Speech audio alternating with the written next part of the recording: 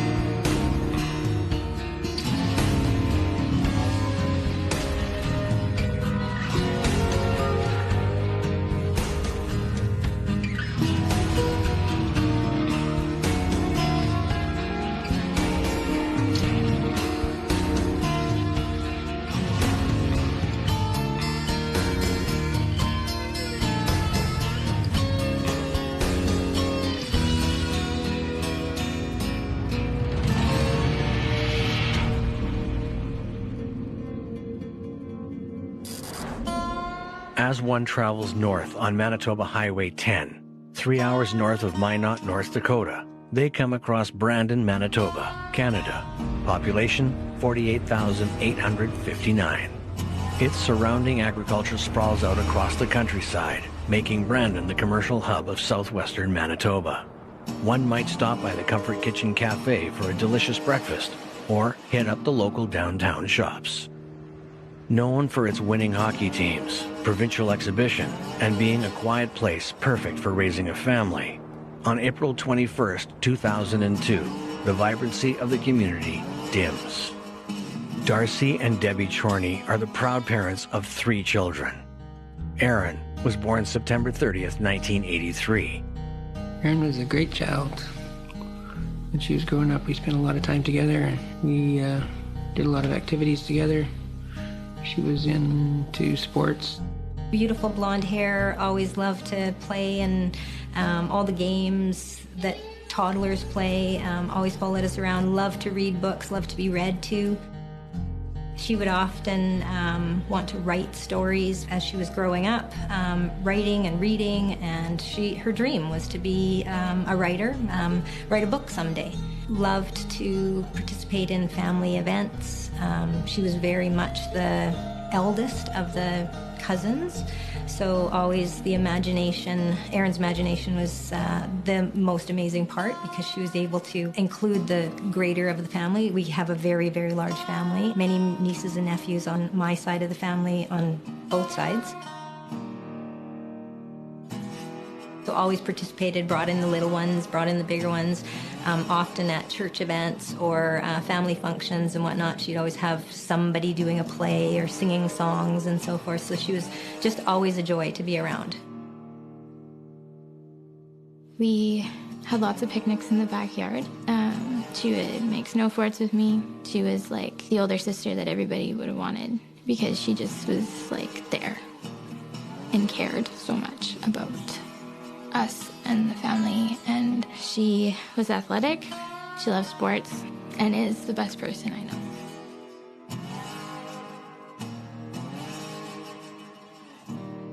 But she always involved me. Like, her friends always would let me put their makeup on or whatever, and we would go, like, she took me trick-or-treating. She would help me get ready for school in the morning, every morning. I spent more time with her than the rest of my family growing up. She was my best friend. And she was so funny. Like many couples with children, Debbie and Darcy drift apart amidst raising a family and trying to make a go of it, and decide to get separated. The separation is hard on Erin, who loves family more than anything. She, like most youth, has her moments of acting out. But that never stops Erin from being an important part of their large, extended family. Living with me was just a release for her, to have an opportunity to have a change of pace, moving away from Brandon, having new friends, really having an opportunity to maybe find her place in a school setting. But in the end, it wasn't something that was working well for Erin. I wanted her to stay with us, but she just needed to move back home. Erin has a big personality. While parents know that can be challenging at times, she's loved by them and her large group of friends. She had like a social life, so she did hang out with her friends quite often. A 19-year-old prairie girl, Erin loves a good party. She was born to be the star of the show. Always the center of attention, she loves to entertain and have a great time. She had many friends, but she was just always a joy to be around. Erin dates 21-year-old 𝗠𝗂𝗿𝗶𝗶𝗿. Her parents don't warm up to him as he is standoffish. He was not a part of the family functions, never participated in anything, and Erin would, look for that comfort from him, I guess, but never really panned out for her.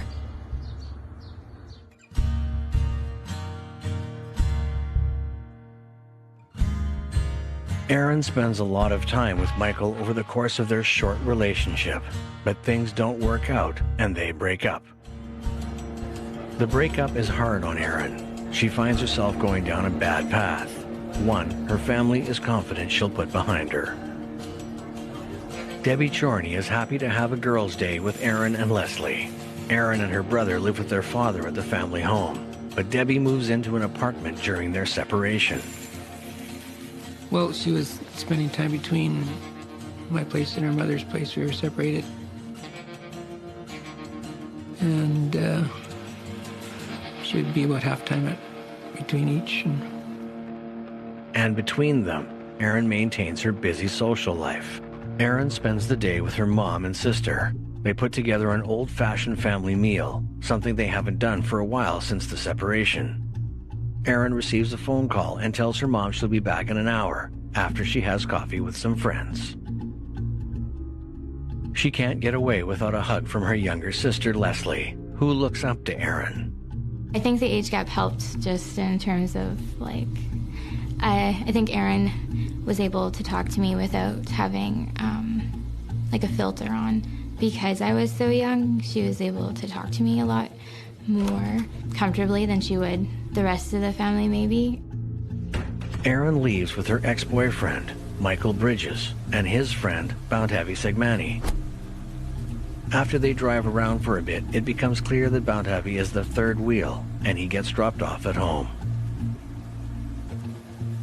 According to Michael, Erin and he spend an enjoyable evening together. She cuts his hair and gives him some relationship advice. Despite being broken up, they're determined to remain friends.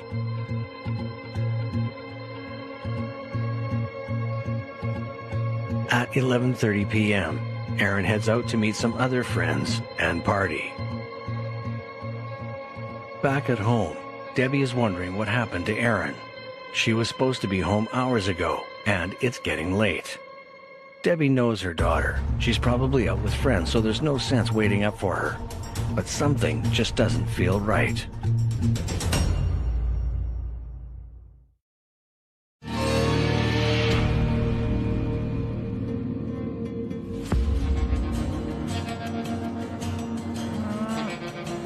The second largest city in the province of Manitoba, Brandon serves a large agricultural region of southwestern Manitoba known as Westman. In 2002, the city was known as one of the 10 best cities in Canada.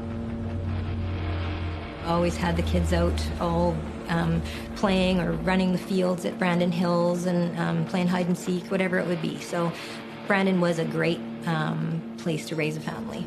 Many enjoyed the good life out here in what is lovingly known as the biggest small town you'll ever visit. But someone sinister is lurking, someone who will change the way Brandon sees itself forever. It's Monday morning, April 22nd, 2002. Debbie Chorney wakes up and checks Erin's room. She's still not home. While Debbie isn't surprised, Erin's done this before. She's concerned that Erin doesn't have her things. She chalks it up to Erin's unpredictable way and carries on with her day. It's been a few days since Debbie last saw Erin, and she is understandably concerned. Debbie contacted me on a Wednesday following the weekend that she was at her place and said that Erin hadn't returned home and wanted to know if I had heard from her, and I said no.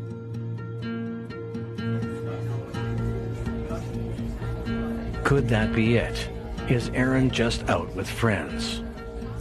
Well, we were hoping that she had just gone off on a tangent and took off somewhere, and she would contact us sooner or later. Erin's been away before, but she always calls to let her family know she's safe. When Debbie and Darcy see that Erin hasn't taken her medication with her, their concern is heightened.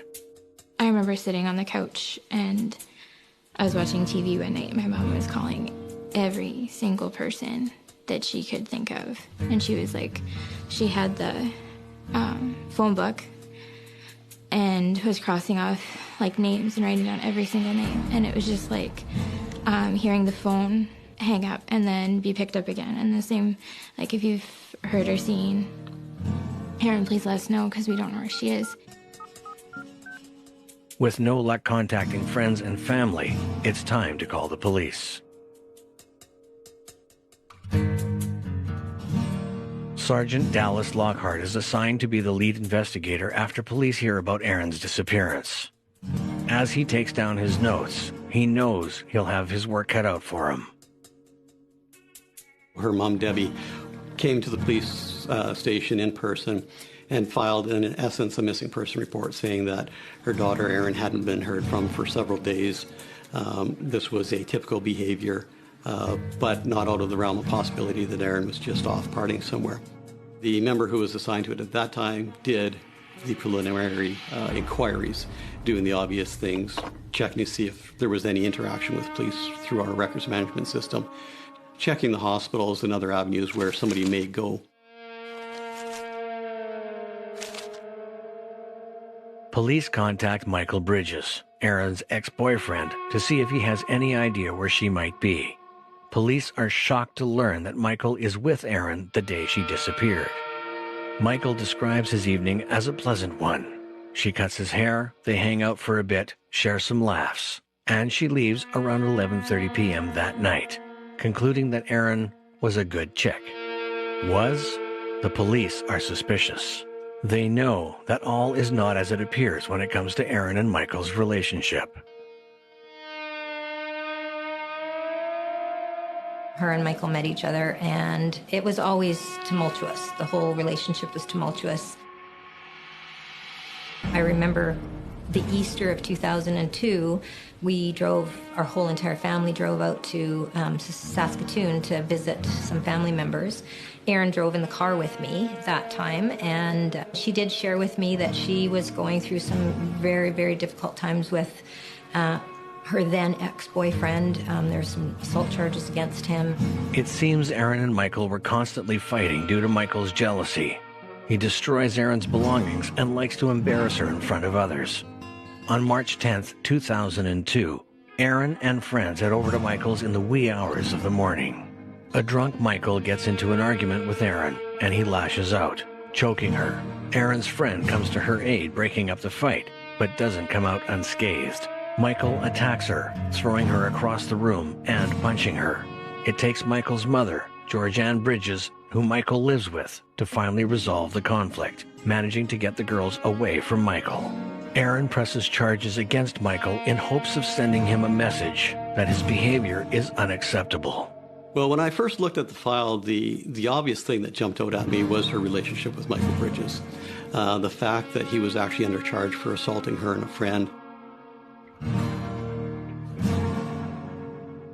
When questioned about the charges, Michael is apologetic but cold.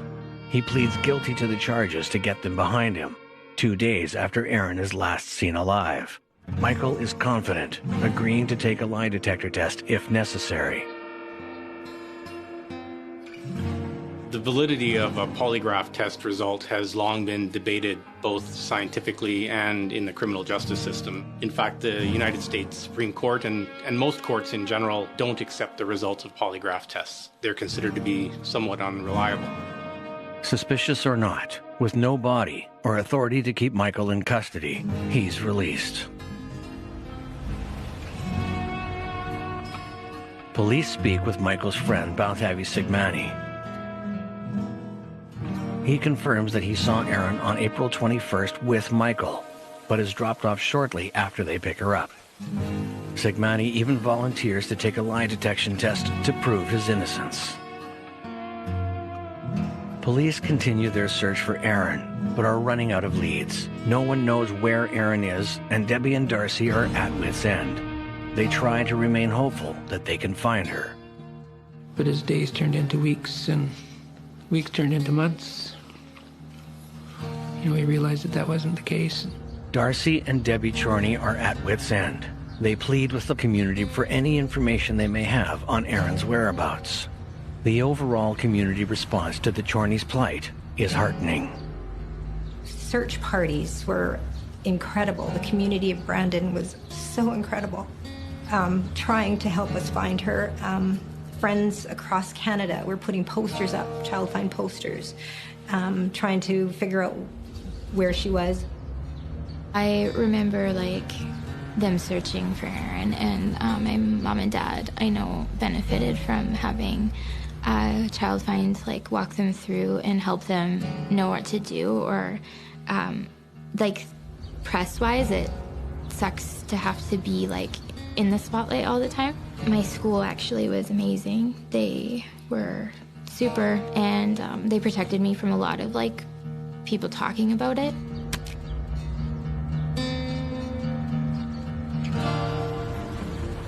Every tip that came in, to the best of our ability, to basically put it to rest. That included everything from, reported sightings in Vancouver, to she was working as a squeegee kid in Winnipeg, to that she went into a rehab center of her own volition.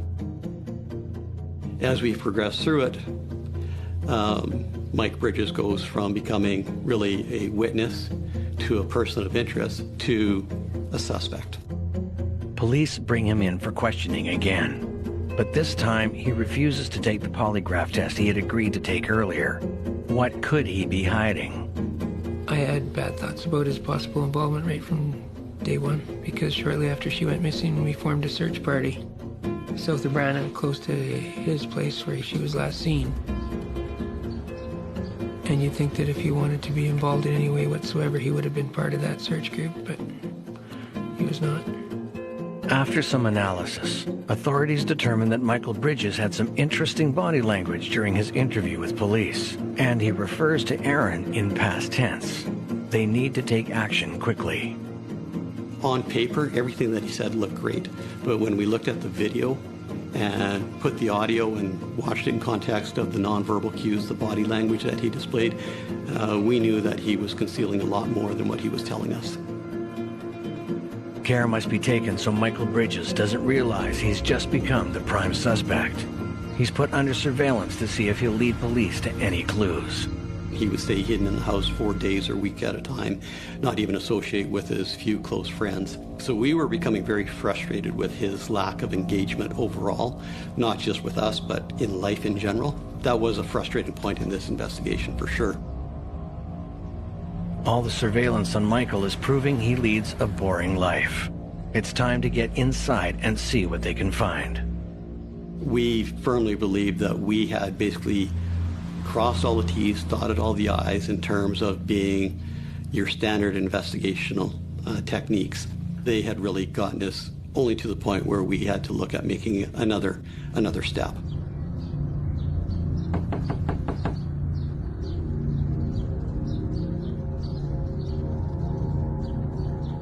When we conducted the search on the residence, there was a few things that came to note.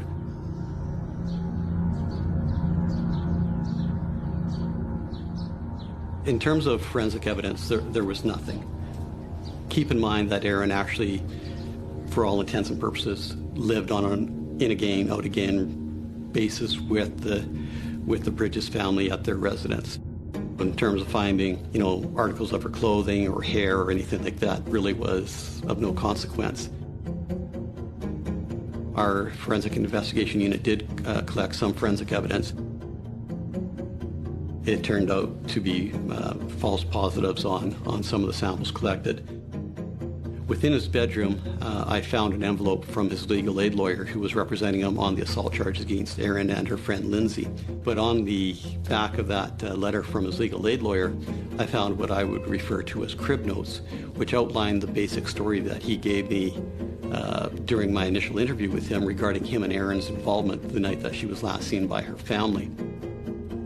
While the list is suspicious, this search has turned up no evidence that Michael Bridges is responsible for Erin's disappearance. And worse, their prime suspect now knows that he's on the police radar. It's been almost a year since Erin Chorney's disappeared, and things are not looking good in the search for Erin. However, the plot is about to thicken. When a mysterious letter is delivered to Debbie's home, indicating some intimate knowledge of Erin's whereabouts, Debbie is taken aback. All of the letters alluded to the writer either being responsible for Erin's disappearance or for having intimate knowledge of what actually happened. So aside from looking at the content of the letter, we also submitted the letters for forensic examination.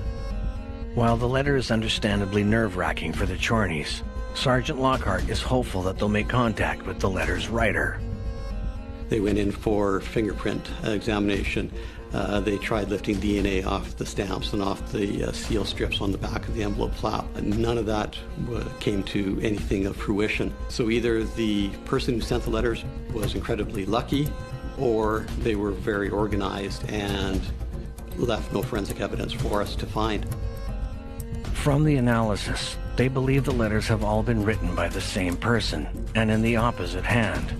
Our detectives one step closer to finding Erin Chorney.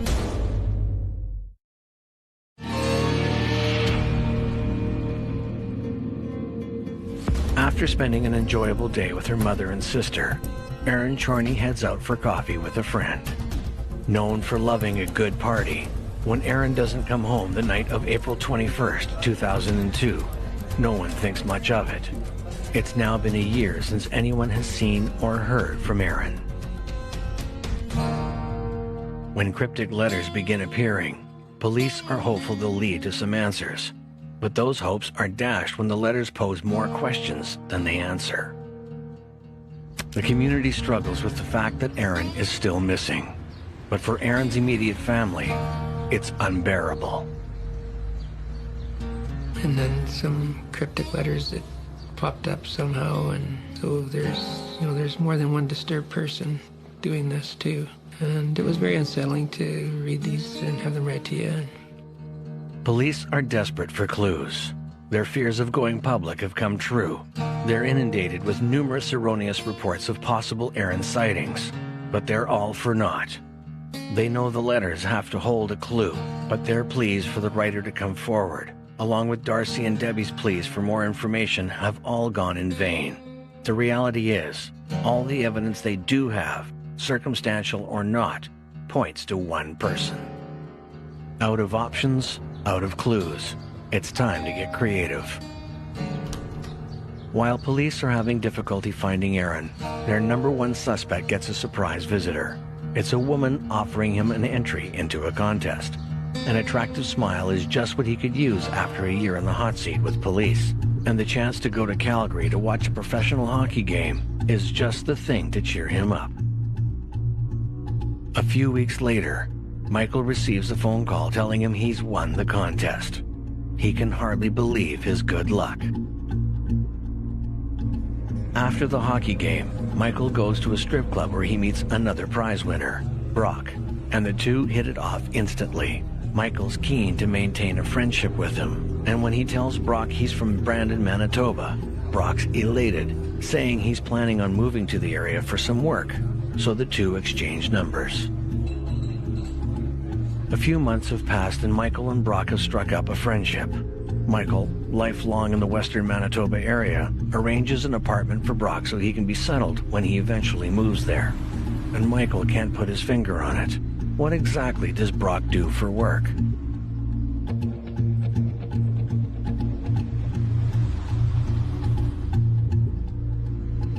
Whatever it is, it provides him with plenty of cash, and he's generous with it. Now that Brock is around more often, the two are meeting up regularly. They seem to be two peas in a pod. The one thing that Brock talks about, other than women, is honesty, honor, and loyalty. Brock and Michael arrive on a scheduled dirt road 5 minutes before the hour. While minutes early, Brock is already upset. The most important thing to him is that you fulfill your obligations. If you can't, then you're dishonest. And dishonesty is something he, nor his employers, take lightly. Michael can only stand by as he witnesses what happens to those who can't be honest. Michael is taken back by how strongly Brock feels about his so-called philosophy. He's even more surprised at how much money he can make to just deliver a few packages. Brock has another request, but only if Michael can promise to not look inside the bag. Maybe Michael already suspects, but what they're doing isn't exactly legal. Michael doesn't realize it, but he's about to pass his test. Can he make the drop without looking inside? There is this idea that someone transporting illegal goods, whether it be drugs or otherwise, if they don't know what they're carrying, they have this sort of plausible deniability, is the phrase that's often used, so that they would not appear untruthful if asked as to what they were carrying. Nervous, Michael can hardly keep it together. He doesn't want to disappoint Brock, and illegal or not, he knows that this is the best financial opportunity he's ever had.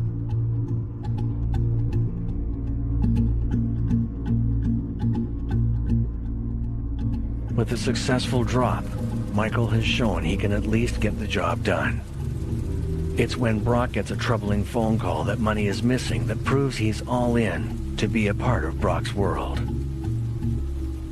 There's been some inconsistencies with some of the deliveries that Brock's men have been making. They all lead to this motel room. While Michael wants to help, Brock assures him he'll be fine. It's what happens next that's a true test of Michael's character. When Brock gets back to the car, he gives Michael a once-over. He wonders, can this be the guy? Can he do what it takes? Michael laughs, openly wondering why Brock just didn't kill the woman. Michael is ready. He's passed all the tests Brock can throw at him. It's time for the big ask. Brock asks Michael if he wants to join the criminal group that he's a part of, officially. But there's a catch. To get in, he must impress the boss with a tale of truly despicable nature and confess his biggest sin. The question is, does he have one to tell? Michael tells Brock that 2 years before he had gotten into an argument with his ex-girlfriend. He pushes her, but she trips and falls over an ottoman, smashing her head on a table, and dies. Not wanting to get in trouble, he hides her body. It sounds terrible, but Brock isn't sure that Michael's story is going to be enough to convince the big boss that Michael is a serious player. He accidentally kills his girlfriend. Doesn't really sound like a crime. It's also meaningless without a body, because Brock, the Royal Canadian Mounted Police, and the Brandon Police Services are going to need one to make the charges stick, because this whole affair has been a ruse to get Michael to confess to his role in Aaron's disappearance.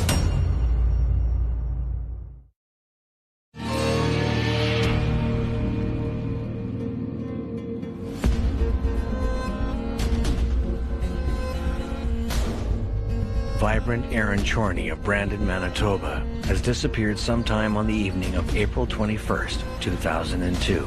Despite public pleas and an extensive search for Aaron, she's seemingly disappeared without a trace. The last person to see Aaron is her ex-boyfriend Michael Bridges. He says she left his house that night, but something doesn't add up. Authorities orchestrate an elaborate sting operation in order to find out what Michael really knows. What we wanted to do was set up scenarios with very firm, very defined objectives to accomplish what we needed to accomplish. One of the primary things that we needed to enforce, and it was reinforced through just about every scenario, was the concept of trust and honesty within the organization. So to show that Mike was gaining the trust of the organization, he was giving a task where he had to transport the bag, which I believe he thought contained firearms, to a different destination, drop that bag off, pick up another bag or envelope and bring it back and turn it over. And again, that was to emphasize that trust and honesty aspect. The ultimate goal is to get Mike to want to join the organization, knowing that he has to be trustworthy, that he has to be honest, that basically the organization needs to know everything about him prior to actually taking him on and engaging him in the business of the organization. Through very frequent interaction, one of the attributes of being a good undercover operator is that you can morph into what is required. And Brock adjusted his portrayed out view of life to match Mike's, so in terms of how they viewed and spoke about women. Going for frequent meals at restaurants where Brock was always picking up the tab. One of the scenarios that we created was where Brock and Mike arrived at a hotel looking for a female who owed the organization some money. Undercover agents acted out a scenario where Brock assaults a woman, all to gauge how Michael would react.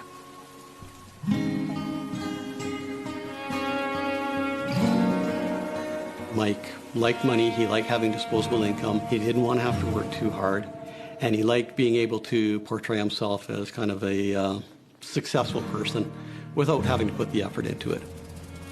Brock's organization promises to provide that. All it needs from Michael is honesty. There actually ended up being a total of 3 what I would term confessions from Mike, each being a little more detailed, a little more self-incriminating than the previous.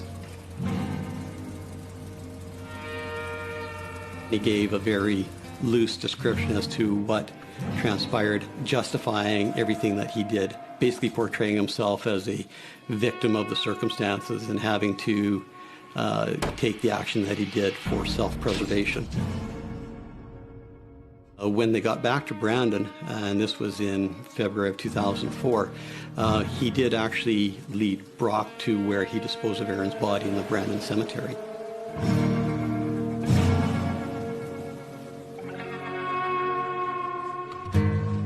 The following day, he gave a second, more detailed, more incriminating confession to Brock as they were sitting in a restaurant.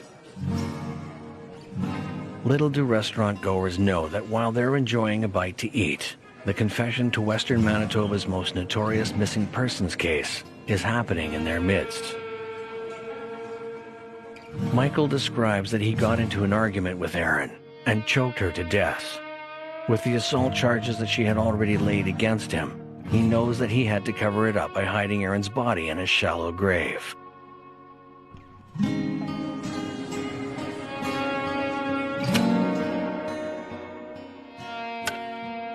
We actually went in and did a surreptitious search of that grave to determine if Aaron's body was likely in there.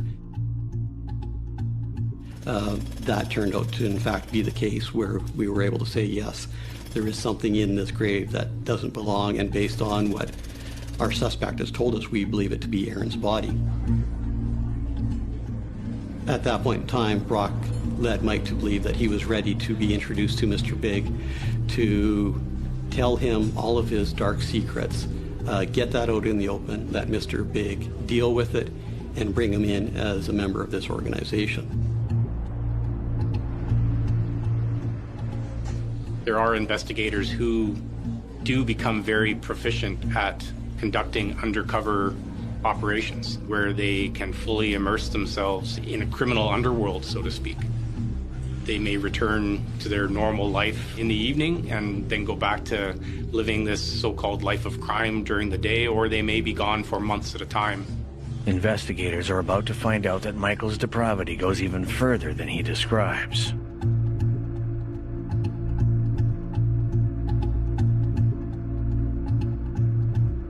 It's Michael Bridges' big night.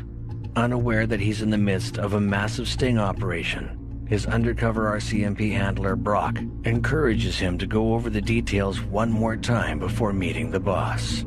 What Brock hears this time is even worse than he could have imagined. Brock actually has him go through the confession one more time as a rehearsal for what he's going to tell Mr. Big, and that was what was video and audio recorded at the hotel. Michael Bridges describes in detail how after he chokes Erin with his hands, he uses an extension cord to finish her off.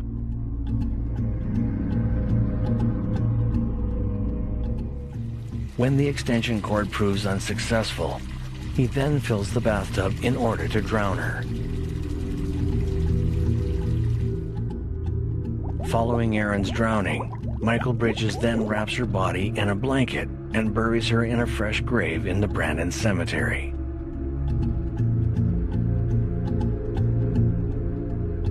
As that was happening, that's when we were involved with recovering Erin's remains from the cemetery. So those two events kind of happened simultaneously.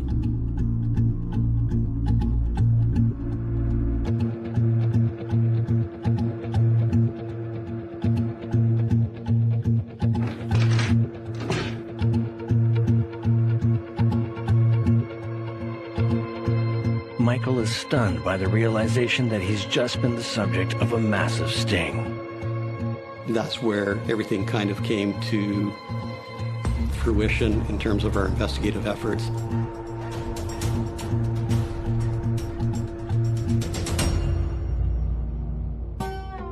We never knew anything until the day that they arrested him, and that was in 2004, February 13th, I believe. I got a call from Sergeant Lockhart saying, could you come down to the station? We have some new information. But as much as we are happy that we were able to bring that investigation to a successful conclusion, the other aspect of it is that we took away all hope from the Chorney family of Erin ever coming back to them.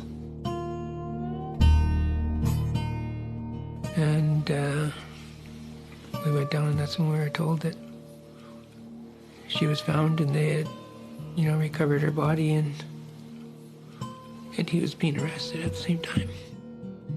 The only question now is, can the authorities make the charges stick? Is the whole Mr. Big operation even admissible? So Mr. Big's sting is essentially where an undercover officer poses as a member of usually a criminal organization and tries to lure an accused person into a conspiracy. They gain their trust and they start talking about other things that they've done and try to get them to make admissions. So Mr. Big's stings have actually been banned in the UK and US, and they are admissible in court in Canada, but they're very controversial. And legal experts believe that they can potentially lead to coerced and false confessions, and it's essentially entrapment. But the RCMP know about the controversy surrounding this type of sting operation.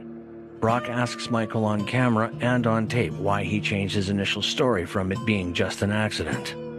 Michael states that he was nervous to tell him the whole story. His rehearsal statement to Brock, as we're waiting for Mr. Big to arrive, we believe to be the true story as to what happened that night, which was borne out as much as it could be by the forensic evidence that we recovered during the recovery of Erin's body. The courts agree. Michael Bridges is given a life sentence for a first-degree murder.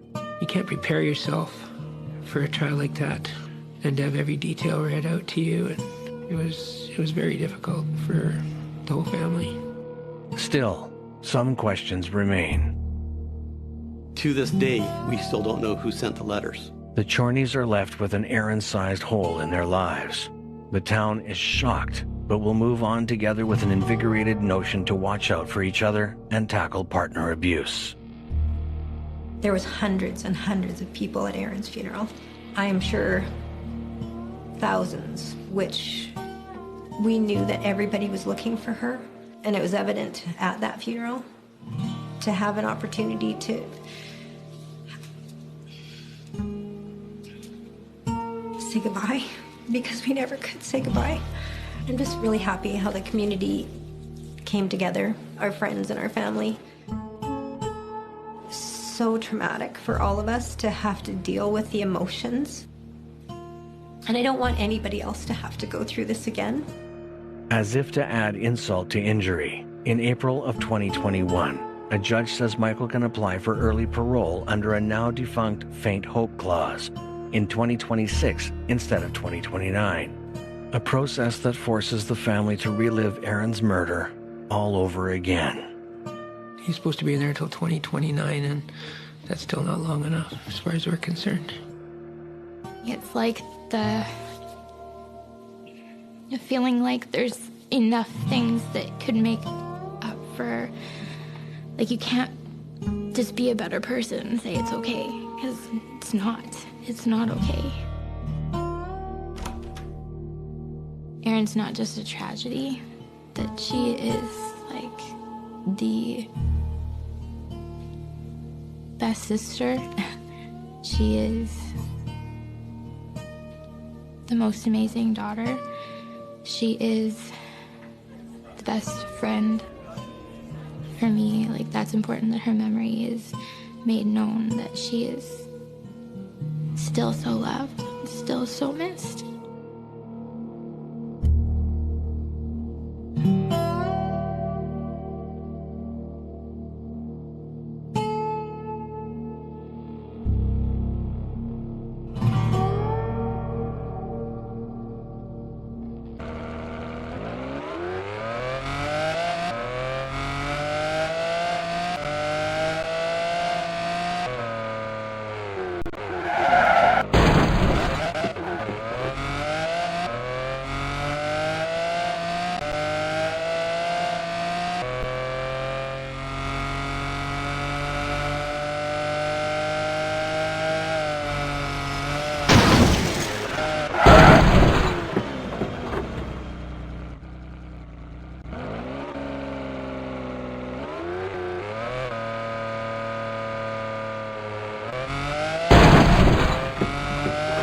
There is a speed bump on the front.